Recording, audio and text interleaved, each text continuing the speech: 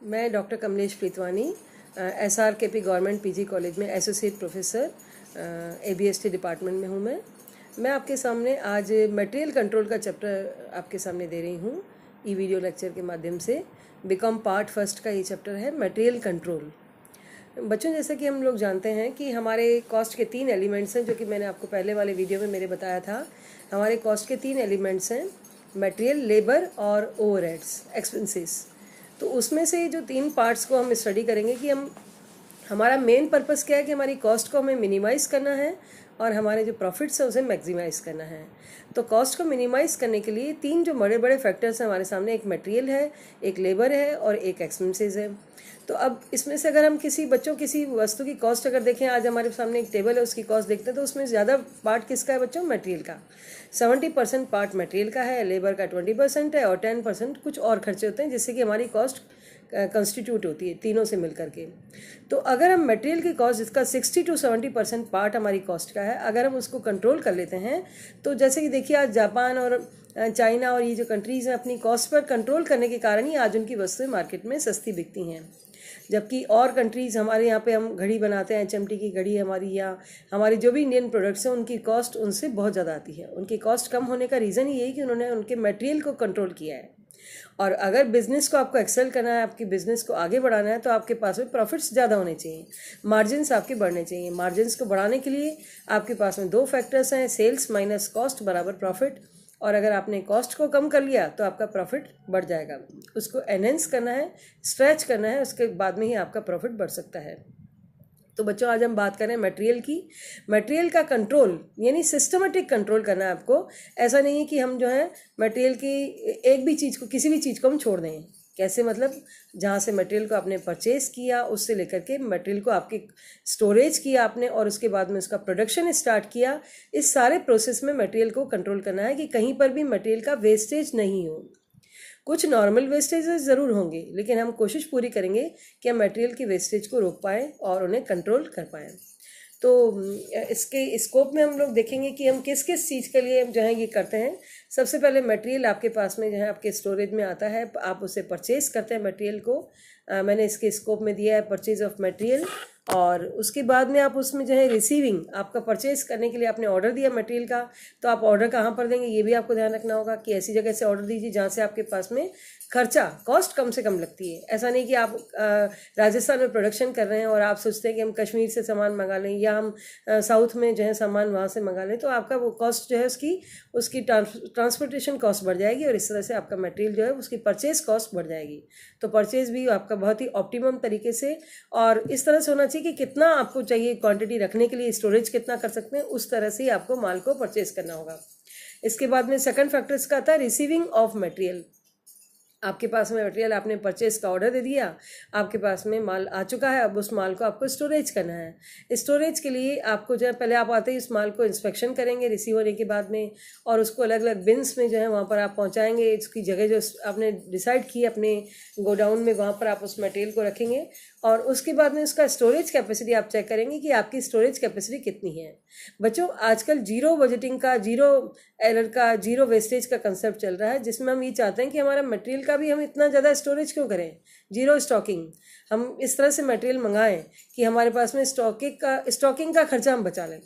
अब ये बहुत ही ज़्यादा चैलेंजिंग होगा कि आपका प्रोडक्शन एक तरफ चल रहा है और आप माल जब मंगा रहे हैं, तो वो उनके बीच में इतना रेशो आपका बढ़ता है कि मटेरियल आता है और वो उसको जो है आप उस माल में यूज़ करते हैं। तो इस तरह से ये आपको कंट्रोल करना होगा। स्टोरेज करने के बाद में फिर आपने इशूइंग ऑफ मटेरियल, फिर आपको अलग अलग डिपार्टमेंट्स आपके ABC, जहाँ का प्रोडक्शन यूनिट्स है, वहाँ पर आपको माल को जो है उनको इशू करना होगा, और फिर वहाँ पर मटेरियल का रिकॉर्ड मेंटेन किया जाएगा कि कितना मटेरियल कब कैसे आया। इसके लिए स्टोर लेजर बनाई जाएगी, जिनमें ये मेंटेन होगा कि कितना मटेरियल आपके पास में रिसीव हुआ था, कितना उसमें से आपने अलग अलग डिपार्टमेंट्स को इशू किया है, और उसमें से रिमेनिंग आपके पास कितना मटेरियल बचता है। बाद में उसकी मटेरियल की स्टॉक ऑडिट भी आप करवाएंगे, क्योंकि हो सकता है कि कई बार आपकी फैक्ट्री में, आपकी इंडस्ट्री में जो है कुछ मजदूर या कोई भी कहीं से कुछ थेफ्ट या कोई भी प्रॉब्लम आ सकती है, जिससे कि आपका मैचिंग नहीं हो, या वेस्टेज कुछ बहुत ज़्यादा हो गई है मटेरियल की, कोई आपके इनएफेक्टिव वर्कर्स हैं, या किसी भी वजह से फ्लड है या कोई भी और कोई प्रॉब्लम आ गई, तो आपको उसको कंट्रोल करना पड़ेगा। हर समय आपको एट एवरी मोमेंट आपको चेक करना होगा कि मटेरियल का आपका वेस्टेज ना होने पाए। तो इसके बाद में हम इसके ऑब्जेक्टिव्स की बात करते हैं। ऑब्जेक्टिव्स में आता है कि हम क्यों कर रहे हैं मटेरियल कंट्रोल। इसका पर्पज़ ये कि हमारा प्रोडक्शन अनइंटरप्टेड चले, यानी कि आपने प्रोडक्शन स्टार्ट किया तो प्रोडक्शन बराबर चलता रहे, बीच में प्रोडक्शन नहीं रुकना चाहिए। अगर आपका प्रोडक्शन रुक गया तो बच्चों क्या नुकसान होगा, आपके मजदूर फालतू बैठेंगे, उनको आपको बिना वजह सैलरी देनी पड़ेगी और इस तरह से आपका नुकसान बढ़ जाएगा। जहाँ पर आप मार्केट में अपनी वस्तु की कॉस्ट को कम से कम करने चाह रहे हैं और वहाँ पर आपकी कॉस्ट अनावश्यक रूप से बढ़ जाएगी, तो आपकी वस्तु बिकेगी नहीं और इस तरह से आपको उसका लॉस बियर करना पड़ेगा। फिर इसके बाद आती बात to provide for reputed quality of material. आपको ये भी देखना पड़ेगा कि आपको अवेलेबिलिटी ऑफ मटेरियल को चेक करना पड़ेगा कि आपके पास में अवेलेबिलिटी क्वालिटी ऑफ मटेरियल है या नहीं है। अगर आप कोई वस्तु बनाने जा रहे हैं, उसका मटेरियल आपको अच्छा नहीं मिला तो आपकी वस्तु खराब हो जाएगी, और वस्तु का प्रोडक्शन गलत होता है आपका सामान बिकेगा नहीं। तो आपके मतलब इतना ज़्यादा चैलेंज को एक प्रोडक्शन लेवल पर आपको फेस करना पड़ता है कि आप हर मोमेंट को तैयार रहते हैं कि किसी तरह से भी हम अपनी वेस्टेज को रोक सकें। इसी तरह से हम जो है मेंटेन करते हैं उसका वेस्टेज को मेंटेन करना, आपको लॉसेस को मेंटेन करना है कि आपके फैक्ट्री में लॉसेस मिनिमम होने चाहिए। अगर लॉसेस को आप कंट्रोल नहीं कर पा रहे, वेस्टेज को आप कंट्रोल नहीं कर पा रहे हैं, तो इससे आपके अनावश्यक रूप से लॉसेस बढ़ते ही आपकी वस्तु की कॉस्ट बढ़ जाएगी। हमें बराबर ये ध्यान रखना है कि हम कॉस्ट को कैसे मिनिमाइज करें। आप अगर बच्चों एक एक मिनट में ये याद रखेंगे तो आपको कॉस्टिंग बहुत अच्छी समझ में आएगी कि हमें क्या करना है। कहीं भी आप अटकने तो इस पॉइंट पर आ जाइए कि हमारी होनी चाहिए कम से कम। इसी तरह से आपने उसमें कंट्रोल करना है, आपको इन्वेस्टमेंट कितने स्टॉक में किया है। अगर आपका लार्ज अमाउंट का आपने कैपिटल उसमें अगर आपकी फंसी रह गई तो क्या होगा, आपको उस कैपिटल पे ब्याज देना पड़ेगा, तो आप बैंक को ब्याज देते देते आपकी वस्तु फिर से महंगी हो जाएगी। That means efficient material control कितना आवश्यक है। आपका अनावश्यक रूप से पैसा नहीं फंसना चाहिए, अनावश्यक रूप से आपका प्रोडक्शन नहीं रुकना चाहिए, और अनावश्यक रूप से क्वालिटी खराब वाला मटेरियल नहीं आना चाहिए, अनावश्यक रूप से वेस्टेज नहीं रुकनी चाहिए। तो ये सब इसके जो है हमारे हम स्कोप और इसका ये कह सकते हैं कि क्या यूटिलाइजेशन है इसका और क्या इसके ऑब्जेक्टिव से क्यों हम मटेरियल कंट्रोल करते हैं। इसके कुछ फायदे की बात हम कर रहे हैं, एडवांटेजेस क्या है इसमें। हम इसमें जो है preventing, it helps in preventing production due to lack of material. अगर आपका कभी भी मान लीजिए लेक ऑफ मटेरियल आ गया, कम हुआ आपका मटेरियल, तो आपका प्रोडक्शन रुकेगा नहीं। क्यों? क्योंकि आपने बहुत मटेरियल मैनेजमेंट कर रखा है, आपने स्टोर को अच्छे से लेजर को बना रखा है आपके पास, आपको पता है कि कौन से बिन में कहाँ कितना सामान पड़ा है और उसको कब कहाँ यूज़ किया जाना चाहिए। तो आपका प्रोडक्शन लगातार कंटिन्यूसली चलेगा। और दूसरा ये कि आपका प्रॉपर क्वालिटी आपकी जो है परचेज हो पाएगी, आप टाइमली परचेज करेंगे और आपकी परचेज जो है राइट क्वालिटी का परचेज होगा। इसी तरह से आप वेस्टेज को कम कर सकते हैं और आपकी फ्रॉड एंड थेफ्ट के जो है उनकी रिस्क को आप कम कर सकते हैं, क्योंकि आप मटेरियल के बराबर कंटिन्यूसली टच में है कि मटेरियल कम हो रहा है, ज़्यादा हो रहा है, तो आप उसकी क्वांटिटी और सब चीज़ों को बराबर वॉच कर रहे हैं। आपका सिस्टम ऐसा ऑथेंटिक सिस्टम है जिसमें कि आप वेस्टेज को रोक पाएंगे। तो इस तरह से कैपिटल इन्वेस्टमेंट को भी आप कंट्रोल कर रहे हैं और आपका जो मटेरियल की वैल्यू है उसको भी आप कंट्रोल कर रहे हैं। एक्यूरेटली वैल्यू ऑफ मटेरियल आपका जो है उसमें यूज़ होगा। अलग अलग डिपार्टमेंट ऐसे हैं कि आपसे जो सामान ले रहे हैं उसका रिकॉर्ड है आपके पास में कि भाई हमने आपको इतना सामान दिया तो आपका प्रोडक्शन कितना हुआ, वो आपको बताएंगे कि भाई हमारे पास में इतना प्रोडक्शन हुआ और इतना वेस्ट हो गया। कुछ वेस्टेज बच्चों नॉर्मल होती है, जो मैंने पहले भी बात की थी कि नॉर्मल वेस्टेज को तो कंट्रोल नहीं किया जा सकता। जैसे आपने कहा कि भाई मशीन चलाने के टाइम में कुछ लॉस हो रहा है, टाइम लग रहा है, आपने कहा कि भाई कुछ मटेरियल गिरता है, वो तो जाएगा ही जाएगा, बनाने में कुछ क्वांटिटी कहीं ना कहीं वेस्ट होती है, लेकिन फिर भी आप एबनॉर्मल वेस्टेज को तो रोकने की कोशिश कर ही सकते हैं एटलीस्ट, तो वो हमें करनी होगी। नॉर्मल वेस्टेज हमारे हाथ में नहीं। और इसी तरह से आप इन्वेंट्री मैनेजमेंट भी कर लेते हैं, इन्वेंट्री कंट्रोल भी आपका हो जाता है और आपकी इन्वेंट्री राइट वे में चलती है।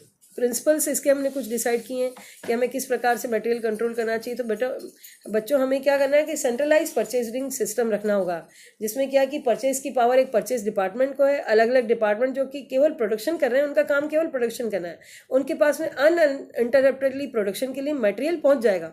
उनको ये कोशिश नहीं करनी कि मटेरियल खरीदने जा रहे हैं, उनका एक ही काम है कि उनको प्रोडक्शन करना है। तो इसका काम उनको अलग डिपार्टमेंट को आपने दे दिया है ना। ऐसे ही आप प्रिंटेड फॉर्म्स रखिए हर चीज़ के। आप किसी को ये कह रहे हैं भाई तेरे को कितना, हर डिपार्टमेंट के पास आप गए तो वो अपनी रिक्वायरमेंट आपको लिखित में दे रहा है, तो वो रिकॉर्ड है कि उसने कितना मटेरियल कब कितना कैसे यूज़ किया। तो ये आपके पास प्रिंटेड फॉर्म्स होने चाहिए हर चीज़ के, ऑर्डर प्लेस करने के, आपके पास में रिक्वेशन आने के, है ना, डिमांड आने के, आपके मटेरियल का इंस्पेक्शन किया गया कि नहीं किया गया। हर आपका डिपार्टमेंट होगा, कुछ सुपरवाइजर्स होंगे, कुछ फॉरमेन्स होंगे आपके पास में, मटेरियल कंजप्शन के लिए आपने इशू किया तो उसका रिकॉर्ड रखना। तो ये सारे फॉर्मेट्स आपके पास में प्रॉपर होने चाहिए।